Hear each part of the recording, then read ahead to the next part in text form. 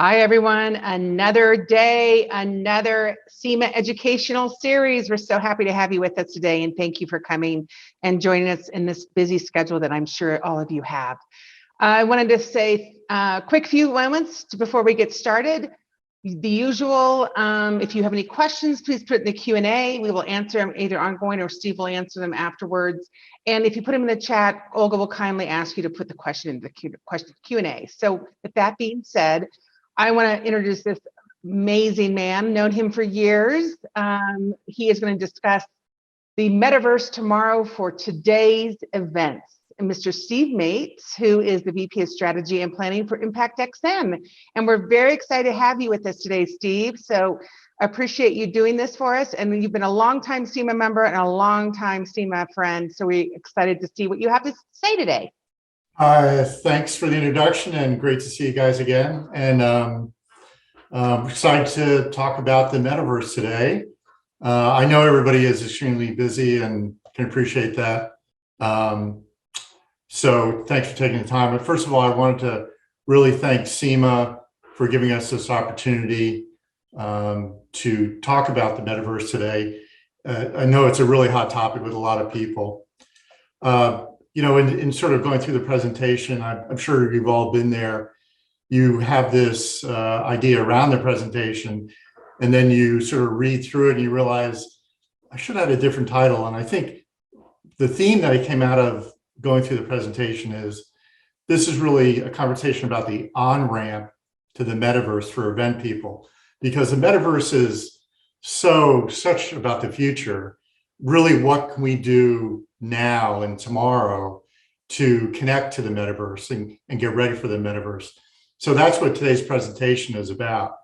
I acknowledge there's probably people on this call that maybe in the metaverse right now watching the presentation, but we also know that there's people that really have no idea what the metaverse is. They've heard it, you know, talked about a lot in the news, but really don't know what it means for them in events and for their business. And today's presentation is not going to be about sort of going through these crazy cool environments. Today's really going to be not hype. It's really going to be about what we can do, as I said, today and tomorrow to start to connect to the metaverse, which I do think has amazing promise. So for today's presentation, our thesis is metaverse is this concept that really promises to transform the future. As I said, we've heard it talked about time and time again. We are starting to see the edges, what we're calling the edges of the metaverse, in a lot of different technologies, platforms, solutions that are out there. But before the metaverse really hits this, what we call metaverse singularity, we really need to think about what we can do today in events as event professionals. What's our short-term playbook? So for today's presentation, we're going to talk about pretty quickly what is a metaverse, because I'm sure everybody has some sense, but we're going to look at it again. We're going to look at the metaverse layers, what makes up the actual metaverse. And then let's look at the edges of the metaverse. What are the building blocks to what the metaverse is going to become? And then what are the 5 opportunities for event managers in the metaverse today? So that's a look at our agenda. Let me advance my notes here. So let's start with the search for the metaverse. This is not the signups for the webinar when CEMA posted it. This is searches for the metaverse in Google. And you can see November, a very auspicious date. Everybody probably realizes this is when Facebook was rebranded as Meta. And part of that narrative was around the metaverse. So the interest of the searches around metaverse has really taken off. So a lot of interest around it. But pop culture has also been a big supporter of this as well. The first reference to metaverse came out in a novel called Neuromancer by William Gibson back in 1984. 1984, also an auspicious year. Then for those that haven't been sleeping under a rock, The Matrix was a awesome film which really brought forward this concept of another reality existing out there. And then it's been played into in various films like Ready Player One that came out in 2018. So pop culture is kind of running alongside supporting this evolution of this concept of the metaverse. So one quick definition of the metaverse is virtual worlds and the next evolution of the internet. So first definition is virtual worlds in the next evolution of the internet. But I think too many people are connecting the concept of the metaverse with the internet. There is going to be obviously connectivity to get to the metaverse for the digital part of it, but it's not just about the internet. I like this one definition from this venture capitalist, Matthew Ball, which calls it an expansive network of persistent, real-time rendered 3D worlds and simultaneous simulations that can be experienced synchronously, a lot of words there, by an effectively unlimited number of users, each with an individual presence. So to Matthew and to us, this means that this world is persistent. It's not a matter of us starting a Teams meeting or starting a virtual event. It is always out there. We can always get to it. So I can get to it at any point. If I want to set up a meeting with CEMA, I can do that and go in the metaverse, but I can also just go browse the metaverse at any point that I want. It will be definitely a big part of it digital, but physical, the physical world is going to be a key part of it as well. And I think a lot of people, when they think about the metaverse, kind of just think of this digital world. I think physical is going to be an extremely part of it, especially in the first years of it. It's going to be interoperable, meaning that I can take my identity and I can travel in these different worlds without having to log in and log out, without having to go through firewalls. You will be one identity and you can basically browse this universe at will. It will have, one of the big things about it is it will be a fully operational economy. So the numbers are in the trillions that they're talking about in the opportunity in the metaverse. There's already, I think $174 million in some parts of the metaverse in revenue already. So it's already happening. Digital fashion, digital, NFTs, things like that are already part of this and kind of the on-ramp to the metaverse, but they're all going to build and coalesce into this overall economy. And we're used to sort of owning different, virtual environments. It's not going to be like that. It's going to be collective with no real ownership. And it won't be easy. I'm sure the IP attorneys are going to make out in this, but I think in the end, it's going to be harmonious. So this is kind of one view, one thought, one definition of the metaverse. I like this other one, which is more around a sociological view, which is the metaverse is at a moment at which our digital lives, our online experiences, identities, and relationships and assets become more meaningful to us than physical lives. So think about that. It's the point when we are more interested in being in this virtual world than our physical world. And it's a little sad, but it's this transformation that we are making as a society, as a demographic, where digital is going to play an increasingly important part of our lives. But you can also say, you ask companies, and they all have their different definition of what the metaverse is. Meta certainly is all about the metaverse since their transition, but we've seen Meta or Facebook go from being a totally software-based company to become now a hardware company as well. And Oculus has been out there for a while, has been successful. They have a set of AR glasses coming out, augmented reality glasses come out, and they have meeting solutions in Horizon Worlds, which is kind of in beta, but is out there. So they have their own agenda in what the metaverse is, and they're defining the metaverse this way. A totally, diametrically opposed approach is what Niantic is doing, which is all about this shared state view. They're the ones that brought us Pokemon, which, as we know, was a great AR solution. They have a platform called Lightship, which is going to enable sort of the mapping of the physical world and enable it to be used with digital. So Niantic is about augmented reality and their vision of the metaverse. Microsoft has Teams now. We're all living on some form of Teams, or whether it's Microsoft or another company. Microsoft 3D, Teams 3D is already coming out. So we're used to these 2D worlds. It's not far, in the future when we're going to be in a 3D meeting environment. They already own Xbox. They just paid about $70 billion for Activision for cloud gaming, and that is a big metaverse play. So they are really investing in what the metaverse can be. And then they have their Mesh app, which is a meeting app for metaverse meetings.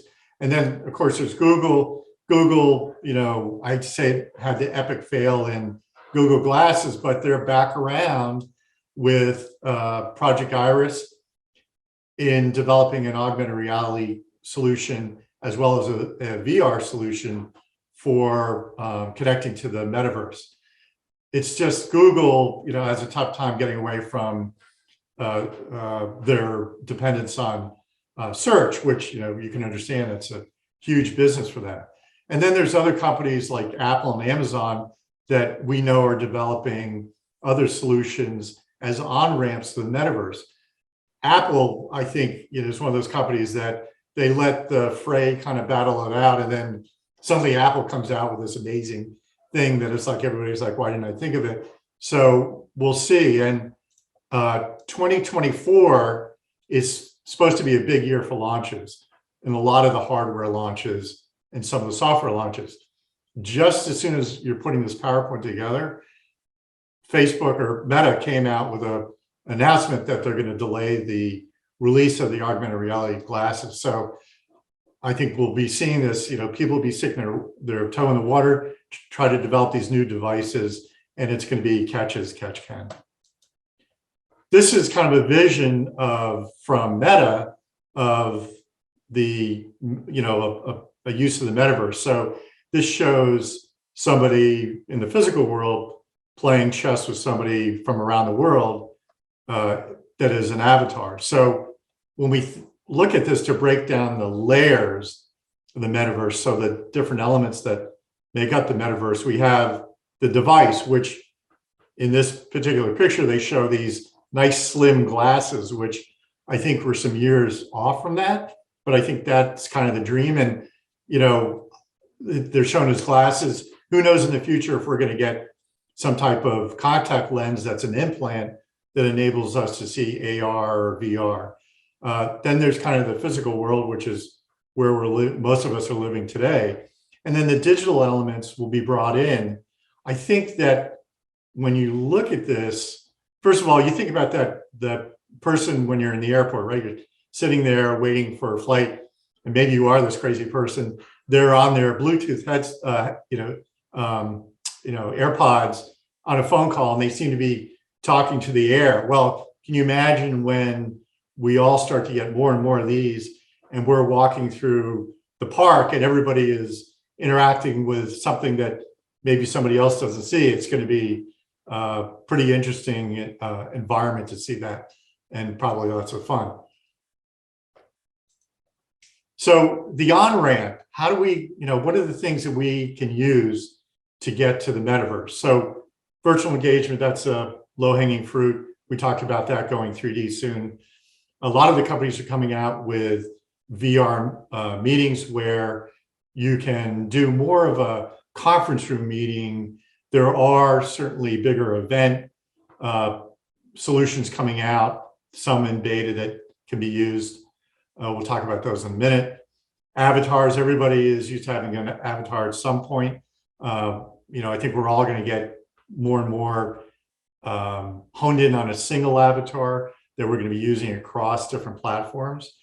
And one thing I discovered is why these avatars always have no legs. I found out that it's really because of the way VR is sensing with the hand devices and the headsets. They can interpret legs at this point, but they say they're developing solutions that pretty soon will enable them to show legs on your avatars, and then we'll feel like more complete humans. Virtual reality, a lot of us have played in virtual reality. I think if you were to ask a lot of people what the metaverse is, they say it's virtual reality. And, you know, I think it's part of it, but it's not what the metaverse is in its entirety. Augmented reality, people are, you know, pretty familiar with that. Most phones have that as a built-in application. Digital twins is a really big initiative out there with organizations. You know, I think us in the event world, we think of a digital twin, we may think of when we produced a virtual booth, right? And we made the virtual booth look like our physical booth. That was back right in the early days. That's kind of a simple example of it. But now, you know, GE jet engines, for example, they're making digital versions of their jet engine so that you can run tests in the digital version so that you're not expending the money and the effort in the physical version. These pieces are building blocks to the metaverse. And then we have blockchain, which is, you know, also talked about a lot in the news now, which is essentially a networked financial ledger that, you know, is supposedly very safe and, you know, is really the future of finance. And then you have related to that NFTs, which are unique identity, unique items that are built on the blockchain and verifiable to, you know, a single graphic. So you've seen a lot of the art galleries, a lot of the you know, auctions that have used NFTs. So these are all pieces from a building block point of view that, you know, give us an on-ramp to the metaverse. So then on the tech side, what's going on is they're developing 5G out to further than it is. They have decentralized web where you'll have these pockets of your own web. They have 5G as a service. So a company can get their own 5G, which kind of sounds counter to this concept of the metaverse, but there's a lot of development happening in 5G and networking that I think will enable this connectivity that we're going to need for all these devices. We've seen the headsets with the phone strapped in, believe it or not, some people are still using them. There's this company, Nreal, that I think was just acquired by maybe Google, that has lighter glasses, but they have a wire that goes to your phone, which is kind of a bummer. But it's a lighter device. We then have the augmented reality headsets that have been out there for a while, and those are being, you know, iterations of product development. New ones are coming out in development with a lot of the different companies. As I said, 2024 is going to be a big year, but the technology behind these is really getting to the point where these devices can be a lot lighter. VR headsets, big competition space for a couple of key companies. I love this omnidirectional treadmill where you can wear your VR headset and strap in, and you can actually be inside a game and you know, run away from a you know, monster or chase villains. I think it's a I think it's a broken arm waiting to happen, but it's probably pretty interesting to try. This other thing is very cool, neural bio. So Facebook and Apple, as well as I'm sure some other companies, are looking at this because right now, if you remember with Google Glass, you had to constantly touch your Google Glasses to make it, you know, take a picture or things like that. What they're developing is that they're getting sympathetic reaction from your hands that will send a signal to your glasses, so you don't have to actually even touch your glasses. So you can train the device that when your hand moves this way, what you mean to do is take a picture, for example. It learns that such that you can just move your hand or your wrist, or I'm not sure what's going to happen on your ring finger, but you'll be able to control your glasses with this neural bio feedback. So that these are other tech on-ramps to the metaverse. So what's happening is all these different things are happening, right? We're getting all these different emerging edges of the metaverse in today's world. What's going to happen is, as we start to move to the future, there's just going to be some tests on solutions. And you could be doing this in events right now. Love to hear it if you are, but I think we're going to see this in events coming up soon, where you could have, let's say, an F1 racing event that's virtual. You could build a car with a team in Roblox. You could sell your tickets as NFT tickets and then give away the trophy as blockchain and NFT, and give away swag as well. So when you start combining these pieces is when you start to explore what the metaverse opportunity is. In the future, what we're going to see is these all coalescing into one, where there's no borders between them, and things will be able to exist within this one larger world. It will be one kind of environment, digital environment, where you'll be able to build your own area. So let's get to what's of interest to us today. What will the metaverse mean for events? So, what we've seen, we all saw the benefit of virtual and the downside of virtual, but the benefit of virtual was amazing scaling of attendance, right? We saw shows, we saw private events really scale incredibly in the virtual world. We know that engagement was really off, but there are certain benefits. So the metaverse will offer this amazing access to your events. And I think we'll also offer new types of engagement. The engagement we're not getting right now in virtual events, we'll be able to get in the metaverse. There'll be new types of educational experiences where they'll be more interactive in the universe.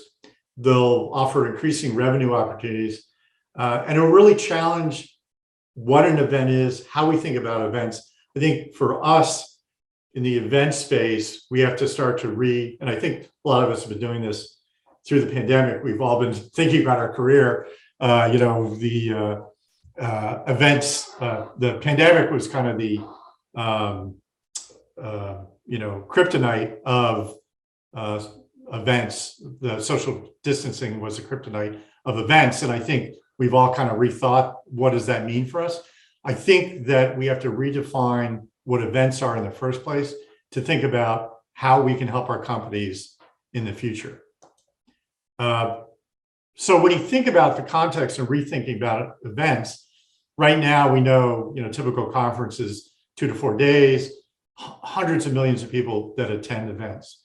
When we look at what's going on the on-ramps to the metaverse, online gaming, 3 billion people already participating in that. So it's a whole cohort of people that are ready for that type of experience and like that experience. Augmented reality, over 68 million people use augmented reality once a month, and about 30–50% of phones are already AR compatible. And I think that number is just going to shoot up. And that number may even be dated. It's only, I think, a couple months old, but I bet you more and more phones are augmented reality compatible. Virtual reality, 52 million people are using VR once a month. And last year, there was 11 million headsets sold in the US. And the average user spends about 20 minutes in a VR session, which is really part of the challenge here, right, in connecting to the metaverse. Because if we're using virtual reality, users only have so much patience, so much ability to live in that VR experience. 40 to 70% of VR users report some type of motion sickness, and sensory isolation is an issue. You just feel like you're in your own world, which you are, and you don't see what's going on around you. If you do a search, I think there's an author or writer from the Wall Street Journal that lived in augmented reality for 24 hours. And it's a pretty interesting story to watch, the good and the bad of that experience. So what are five things we can do now to embrace the metaverse? And again, if anybody's looking for big immersive 3D environments at this point, this is not about that. This is really a strategy to start building your metaverse strategy for events. So this may look familiar to people that have CES this year. Really, phone-based augmented reality is like the low-hanging fruit as an on-ramp to the metaverse. So you can rethink your spend. Now, LG did this during the Omicron height of the Omicron at CES, when they couldn't send their staff. So I think they were very innovative in how they just made this experience that was a really, design your own experience as you went through the environment. There was no salespeople, and I think that was kind of the bummer, but you can rethink your spend such that you can, I think you should definitely spend in putting your staff there at the event, because ultimately humans want to engage with humans, but you can put more of your experience to be digital and make that more of an augmented reality experience where it's journey through your booth. And they're going beyond QR codes today. There's software that enables you to recognize, to scan anything and have content come out if you programmed it that way. So, you could get rid of the QR codes, and you could actually, use different images to make it come alive in the booth.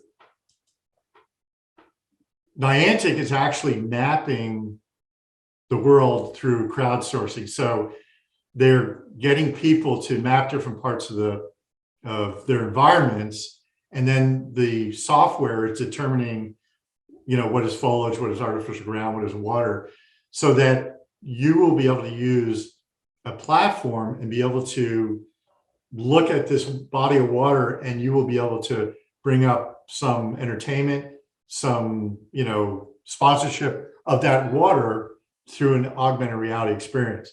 So you can imagine the Las Vegas Convention Center, when they build out this application there, that you can actually, everything is alive based on using your phone. Doesn't need QR codes, and it's already mapped by different companies or different people. Then the next one is using headset-based augmented reality. Some of you may have already done this, we've done this, but it really is a way to highlight your product. Now, what they're showing us here from Microsoft is the ability to have 3D objects bring up information like augmented reality. But what they're also doing is they're bringing in a virtual teammate from somewhere else. So that is really a cool opportunity to do in your booth. And again, this is not totally metaverse, but is building the on-ramps so that you can trial this and then see how you can make this more enduring. What's happening is VR is, money always drives everything. And we've seen the money flow into concerts and sports for VR. So try to use, at an event, try to use VR as a moment. What they're doing in concerts is they're selling extra tickets, incremental tickets for different performers. And the scale, you can see the scale here. This Travis Scott got 27 million players in a game based on their performance at a concert. So again, scale is incredible. Sports, the market was valued at 56 billion, by 2031. Big growth there. What can it do for us? This on the right there, you see this picture of a 360 camera, and these are being used to bring in and broadcast VR images. So if you can imagine what we could do at an event, think about your keynote session. So don't try to, do everything at the event for the metaverse. Do one thing. Start with, can you do the keynote session? I know the keynote's a big thing to do, because if you screw that up with your CEO, you're going to be in trouble. But a keynote is a great place to try virtual reality. You can beam people in from anywhere, scale the viewership, and you can actually make it interactive. For an exhibit, you could do it in a 3D. You could enable people to have a 3D experience to view your booth wearing goggles on the other side of the world and visit your entire booth. From another point of view is, if you don't want to do your CEO in the keynote, do the event workshop where you just do, one or two topics that you could explore with one of the products out there, like the Meta Horizons, Mesh, and Decentraland. These are all different, meeting apps that are being developed for the metaverse. All have their pros and cons. Decentraland, you need to have crypto. Microsoft Mesh, the good thing about that is right now you can beam in through your phone if you don't have virtual reality goggles. Meta, you do need to have virtual reality goggles. But these are places you can explore. You could have on site, you could have a small attendance, and then you could, through VR, get a bigger attendance in there, bring in thought leaders. This would be kind of a cool way to try the metaverse in your meeting. Another way to think about the metaverse and designing for the metaverse is let digital design your physical event space. So when you think about rideshare car parks, right? They didn't exist until these apps existed. So the app drove the need to design a physical space. And that's really an influence in today's design. You can see that like Walmart has designed the interior of their space based on their apps. Most of the consumer relationships today with companies is based on apps. So that's the number one place you interact or engage with a brand. So think about what your company has from an app point of view, or from a website, or digital tools or a platform. How can that inspire how you design a 3D space? Because then what you can do is start connecting that app, that digital platform with the space, make a more cohesive experience. And then eventually that can lead you to some inspiration around the metaverse. And then from number 5, what to do is connect with your company, because somebody probably owns a metaverse initiative in your company. There's probably several people that are exploring it. So, contact them, see how you can get involved for your events. Accenture just gave 60,000 employees VR headsets for this virtual training room they call the nth floor. That's a lot of VR sets. And it just shows a commitment companies are making to get people to think about the connecting to the metaverse. Is your company doing anything like that? Digital twins, we talked about that earlier. Can you think about maybe at an event where you have a digital twin experience, and people in the in-person event can use augmented reality around maybe a physical representation of it, whereas in the virtual world, they can use a VR experience to experience the digital twin. And then both of them get an NFT training certificate after going through training for this digital twin. So, that's the type of thinking that you can have for an event. Are you offering NFT or other types of digital merchandise for your events? And then are there current gaming environments, other environments out there that your company could connect to? And I'm not just talking about putting a billboard in Grand Theft Auto, but what can you do to get a presence in a Fortnite or something? It's going to cost some money, but it's a good place to start to grow your thinking around the metaverse in your events. So if you sort of look at things that I just talked about, these 5 different ideas, these on-ramps, when you think about what to do with them, think about building this 5-year metaverse event plan, and then socializing your company. What do people think? There are other people working on things they can build into that. Then begin experimenting with these edges at your events, and then get feedback. What did the internal staff think? What did the customer think? What has value that you want to take forward? Keep experimenting with it keep trying it, see what new technology is coming out that you can bring in to the event. And then as you start to develop these, think in terms of enduring assets. So you have a virtual VR, digital twin experience. Can you start to then build a platform that is enduring, that anybody can get that experience outside of an event? And then that becomes your sort of proto-event metaverse that starts to enable you to build other edges to it, other devices to it, so that you can build this metaverse experience. So looking back, is this hyper reality? So, I look back, and as a guy that was around when the You've Got Mail first came out, I remember the conversations around the internet. So you hear people comment about technology. Thomas J. Watson from IBM made that famous comment that I think there's a world market for about 5 personal computers. We know how that turned out. Someone predicted, it was a headline in the newspaper, that we'll soon buy books and newspapers straight over the internet.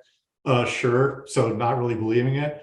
And then someone predicted, again, in I want to say like a Wall Street Journal level, internet will soon go spectacularly supernova in a 1996 collapse.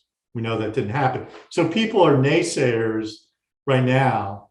And I bring up this Google search again. So what I didn't have on the first time I showed this to you was how the search is showing now in March. It's really come down. I don't think that, I think that's kind of the naysaying coming out, because I think people are over the hype now and trying to figure out really, what do I do with this? When we look at what's happened, you can think about some parallels. So the early internet was developed for basically by the Defense Department. Not until 1983 did a common language come out. So that was that singularity where everybody was on the same page, where you could develop a website or a web page and most everybody could get to it because it's all programmed in this common language. So when you look at the metaverse, it's all, the first virtual reality, which is called artificial reality, was 1969 as an environment. Devices, I think, were even earlier.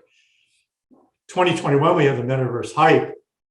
I think when we look forward, what we're going to look for is that kind of TCP/IP event where we have a common language of how we're going to build the metaverse, and everybody stops worrying about how to build the metaverse and focuses on the content and what's in the metaverse.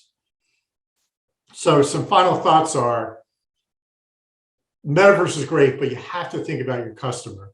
So make sure that you're not just doing this because trends are telling you to do this. How will it benefit the customer, and how will it benefit the outcome of your event? Right now, the concept is definitely way greater than the reality. And I think what we have to do is really start to experiment and understand what's going to work for us in the short term and what maybe is a little bit further down the road. I think until, we're humans right now, until humans really evolve, and there's a great couple of books out on the evolution of humans. I can't think of the name of it right now, but a great read about how humans are really going to evolve. And, I talked about contact lenses that had built-in VR. Never say never, that may happen.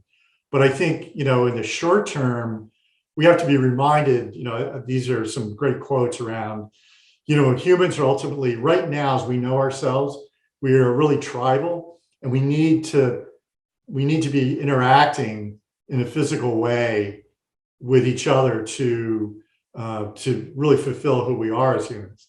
And really, I think it's going to take an evolution of not only technology and not only solutions, but us as humans before, we're really comfortable living in this metaverse. I pulled this up from a recent event. I thought that this really told the story, right? So this is at an event I'm sure you've all done or seen things like this. This is where, you wore a button if you wanted handshakes and hugs. There's a sort of the middle ground if you just want to elbow bumps, and then the red buttons are stay away from me. Well, you could see at this event, which had about 30,000 people at it, everybody was so glad to be back together. Green just outsold everybody else. So I think as we think about the metaverse, we have to think about the next couple of years and how we still serve our customers in a face-to-face way, but are smart about the opportunity that the metaverse is and building that out. So that's it, and certainly open it up to questions. Steve, we have one. It's from Melanie. When gifting NFTs as swag, what are the restrictions? Once they're put on the marketplace, they tie to a monetary value, right? Yeah, I think I'm not an NFT expert, so I think we'd have to. I think you'd have to check with your doctor on that. I think that the concept is that there's there's proof of singular existence, right? So I think that scarcity increases the desire for humans to want to have it. So you can have a limited limited amount of them available. I don't know the technicalities on how they're deployed. Great, thank you. Any other questions from anyone? I will ask, hey, Steve, you mentioned 2 books. When you, we're going to be posting this presentation on the site, to make sure everyone, or the webinar. When you find out those books, if you wouldn't mind, we could put that on there as well. Sure. The one book was by the gentleman that wrote Sapiens. I think it was his next book, which yeah, I'll have to send it to you, but it's just send it to us so we can have it on there. Just if anyone wants to have that access. If there are no other questions, I'll just real quick. I think we're good. Well, thank you, sir, very much for your time and energy you put into this. It was very interesting. We're very thankful for you sharing this information. They just saved you, Steve. Yuval Harari. Does that sound? Thank you. Yes. Yeah, we'll get that. Said better than me, but I could say it. I can't. Anyway, listen, thank you so much. We appreciate your time. And real quick for everyone, again, we have a CEMA Connects next week on June 22nd at 11 a.m. Pacific time. It'll be discussions around the town hall, kind of what you wanted answered at CEMA Summit. And so just bring those questions for that one. That is next week on June 22nd, 11 a.m. PST. And of course, CEMA Summit registration is open. We are filling up fast, which is a lot of excitement surrounding everything, but July 31st or August 2nd. So if you haven't done so, please do so and register, because we would love to see you in Nashville. And we're finally going to be together again in full capacity, which will be fun. So with that being said, I just want to make sure I'm not missing anyone here. Yeah, you got that, Steve? Did you read that one? No, I didn't see that one. Sorry. Any feedback available on the Accenture story? I could send a link to you too. Yeah, why don't you do that? Okay. And we'll get that going. Great. And I just want to say thanks for letting us have this platform to talk about the metaverse. And when I see you in Nashville, I'll give you a big hug. Oh, good. And we love that, because we're one of the greens that we want to hug and say hi to everyone. So with that being said, thank you all very much for joining us today. Thank you, Olga, as always, for an amazing job in putting this together. And again, thank you, Impact XM, for helping us out. So with that being said, have a great day. Take care.